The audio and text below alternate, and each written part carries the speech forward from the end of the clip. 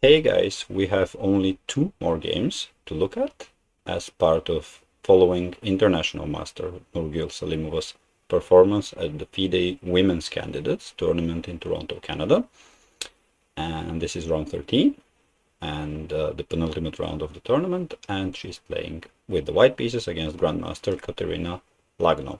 In the last two rounds, Nurgül has nearly won both games but ended up in a draw. She missed wins against Vaishali, one of the most aggressive players in the tournament, and the leader and almost certain winner, Tan Zhongyi, where again Nurgül played amazingly well to create a winning attack but didn't quite manage to convert it. So let's see what happens in this game.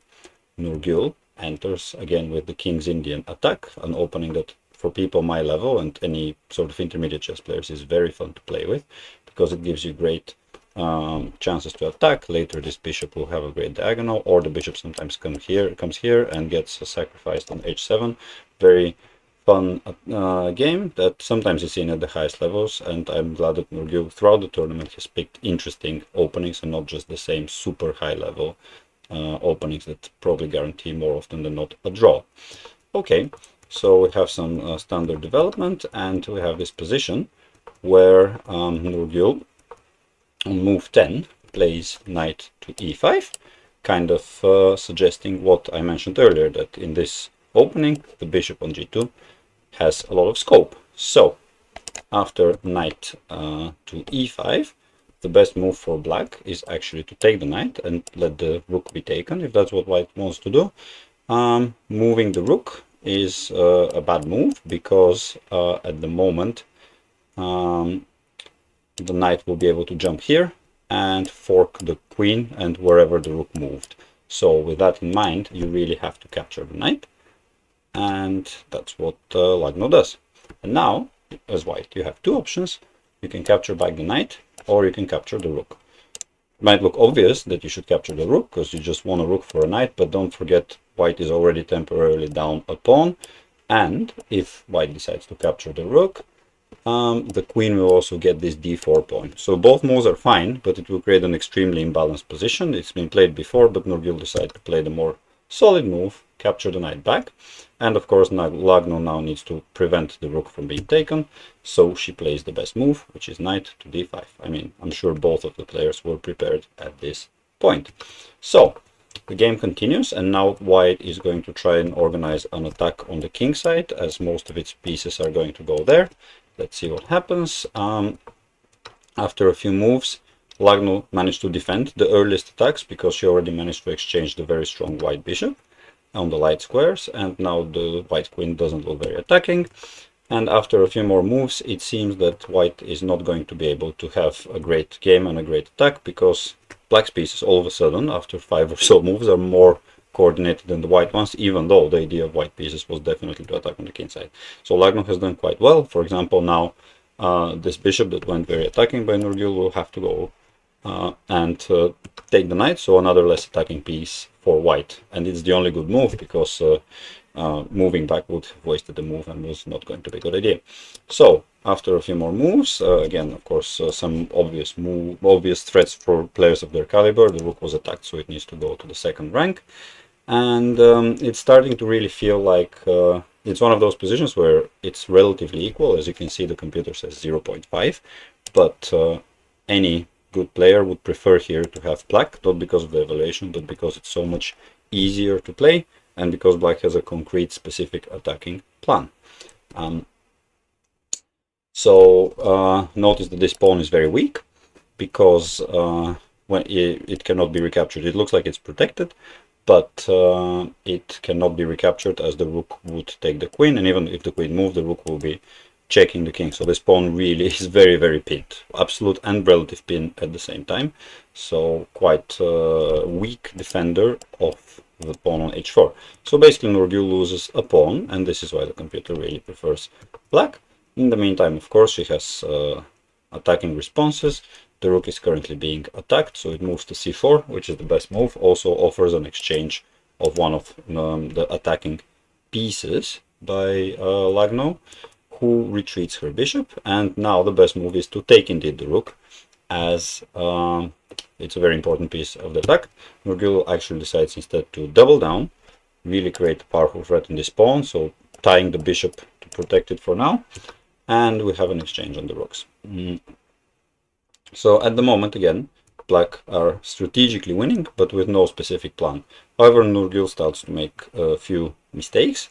So we've got here rook to e4, allowing really, don't forget that black is a pawn up, allowing black really to advance on the queen side, which is what we see with b5, and after the exchange of the pawns, and rook e5, threatening the pawn on c5. We have an attacking move by Lagno. Computer doesn't particularly like it, but the idea is, of course, now the knight is threatened, so that's a bigger threat than the pawn. Knight moves to e4, so two attackers on this pawn now, and the knight is very well protected. And here we have queen takes the pawn to b3. So it's starting to look really scary for white. And Nurgül is in a position that she hasn't been in a few rounds, because she was the one with 1 point, 2 point, 3 point even against Tan Zhongyi, 5 point advantage. Now she's defending and she's behind 1.6 according to the computer, and she's staring at one pawn, because I mean the pawn on c5 is going to fall, but still one important passed pawn for black. So the question here is how to capture it, and Nurgül makes a mistake here, because capturing with the knight basically loses it in a not very obvious way, but unfortunately it's quite certain that if Lagno finds the right move now, she has a move to really, you know, put the knight in an impossible position. So best would have been in this case to capture with the rook. But anyways, Nurgül captures with the knight, attacking the queen, and unfortunately for her, Lagno finds the best move. Queen to c3, attacking the rook, which is the only defender of the knight. So it doesn't look very scary, but if you think about it, these are not squares where the rook can go, because of the pawn on e6 guarding both of them. This is not a square where the rook can go for the same reason, so the rook, if it wants to keep defending the knight, has to go to h5, which is where Nurgül goes. But now, with a cheeky pawn move, all of these squares are protected by pawns, or the e5 square by the queen. So there is no way to keep the rook on this 5th rank, and it has to take the pawn, leaving the knight to be taken. So Lagno now is up a bishop for a pawn, which is gives her very strong winning chances. As you can see, 5.2 is the evaluation, which is basically a win if she manages to convert it. But she decides to give Nurgül a chance, probably not intentionally, but in any case, she offers an exchange of queens, which kind of makes sense to simplify the game when you have such a big advantage. But if white simply takes the queen, indeed, white will go on to lose the game. What Nurgül missed, because as you will see, she didn't play the only right move here, is that giving a check first the king has to move, followed by exchanging the queens, will allow the white rook to come here from behind and attack this pawn, which will not be able to be saved. And it won't be able to be saved because once this pawn exchanges takes the white queen after the black queen is taken, it will be blocking any assistance that might come this way for the b5 pawn, so it will be lost. So this is what Nurgül, and then it will be very difficult to win with black with only one pawn and a bishop against 3 pawns. It won't be easy for black to win. But in any case, Nurgül decides to keep more pieces on the board. Maybe she still wanted to fight for a win, because in every game she's basically fought for a win. She plays queen to h3, again giving the advantage to Lagno, who decides to, of course, develop and start creating some really powerful threats. And what we have here is a check.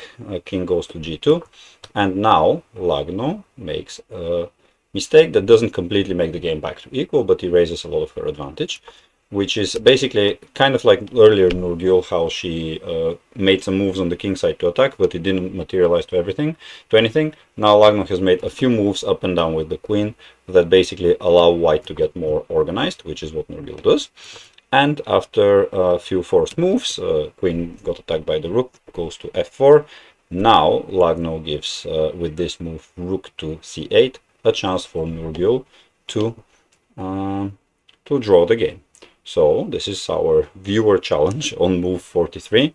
Find the best move for white, pause the game for a second, and see what you need to play in order to draw the game for white.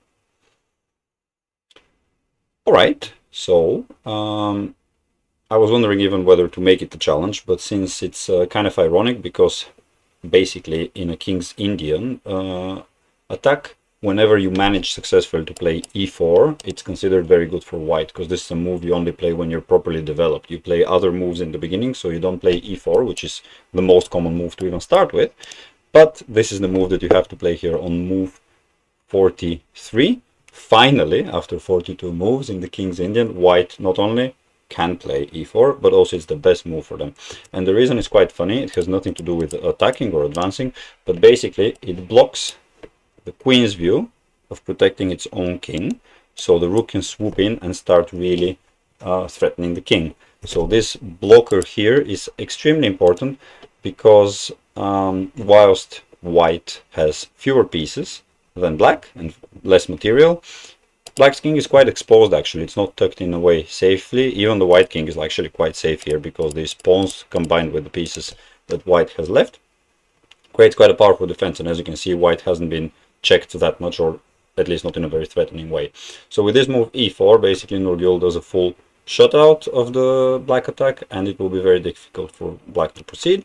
There is an attempt to win the pawn at e4. Of course, this is now the major thing that black wants to find a way to take, but with a wrong squared bishop, it will be very difficult. So instead, of course, Nurgul protects the pawn, and after a check here, both players actually agreed to a draw. And it makes a lot of sense, because the continuation doesn't allow anything for black, since king will go to h3. After that, we don't have any good checks, just a variation. Let's see for the viewers what would happen here. It's not clear exactly what black can do.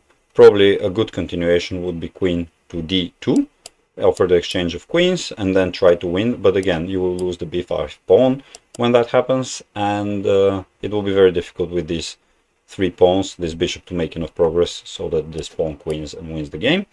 Currently, as you can see, the computer gives 0.9 for black, but if it analyzes a really long time, it comes to the conclusion that it's a draw. And any other move, if you, for example, just forget about exchanging queens and you want to play attacking, will result in a massive win for white. So whilst white has less material, it has a very powerful attack in case of black making one wrong move. So both players are kind of forced to play the best moves that keep the game to a draw.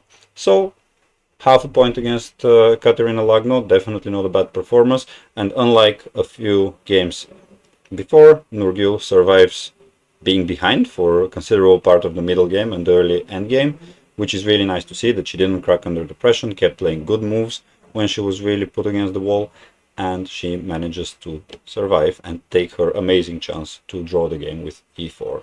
Let me know what you thought about this game. Thank you, and see you in the last round, round 14, in a bit. Bye.